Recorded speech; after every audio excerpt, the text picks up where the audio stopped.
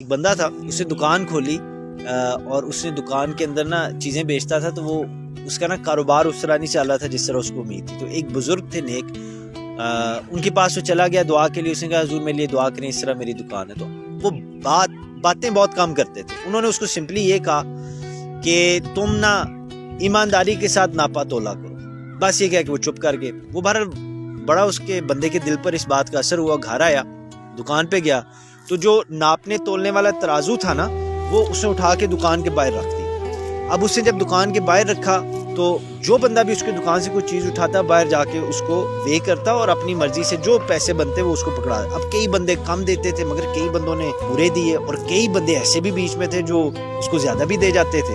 تو بہرحال کرتے کرتے نا اس کا بزنس بہت آگے چلا گیا، بڑا کامیاب ہو، اتنا کامیاب ہوا کہ اب ویسے تو آپ نے دیکھا نا ترازو کے اوپر ایک طرف پتھر رکھے جاتے ہیں، اس نے وہ سونے کے پتھر بنوائے، اتنا اس کا کاروبار کامیاب ہو گیا۔ وہ سونے کے پتھر اس نے پتھر جو تھے باہر رکھوا دیے، ویئنگ سٹونز، کہ لوگ آئیں اور اس سے اپنا وہ کریں۔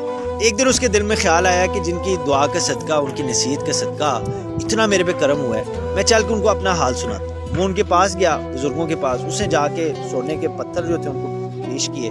اس نے کہا حضور یہ دیکھیں، آپ کی دعا سے، آپ کی نصیحت میں میں نے عمل کیا تو اللہ کا کتنا کرم اور فضل ہوا۔ آپ نے کچھ نہ فرمایا اور آخر میں صرف ایک بات کہی، آپ نے کہا کہ ان پتھروں کو جا کر، یہ جو سونے کے پتھر ہیں، پھینک دو، بس کہہ کے چپ کر کے۔ وہ بندہ پریشان ہو گیا، اس نے کہا کہ یہ پتہ نہیں مجھے کیوں کہہ رہے ہیں۔ بہرحال اٹھا، اس نے اسی طرح جا کے دریا میں پتھر پھینک دیے اور دکان پہ چلا گیا۔ کچھ دن گزرے، دریا کے کنارے پر پتھر جو تھے وہ سونے کے وہ پڑے ہوئے تھے۔ چند مسافر گزرے، انہوں نے دیکھا، وہ سونے کے پتھروں کو اٹھایا تو دیکھا تو اس دکاندار کی مہر لگی ہوئی تھی۔ اس سمے وہ دکاندار بھی بڑا مشہور تھا۔ انہوں نے کہا کہ جی یہ اسی کے پاس ہے، تو اسی کے پتھر ہیں، شاید گم گئے ہوں گے، اس کو دیکھتے ہیں۔ اس کے پاس جب گئے، اس کو دیے، وہ پریشان ہو گیا۔ اس نے کہا کہ مجھے تو انہوں نے کہا تھا پھینک دو، تو یہ تو واپس آ گئے ہیں۔ تو پریشانی کی حالت میں ان کے پاس گئے، اس نے کہا حضرت آپ نے کہا تھا پھینک دو، میں نے پھینک دیے، یہ خود ہی واپس آ گئے۔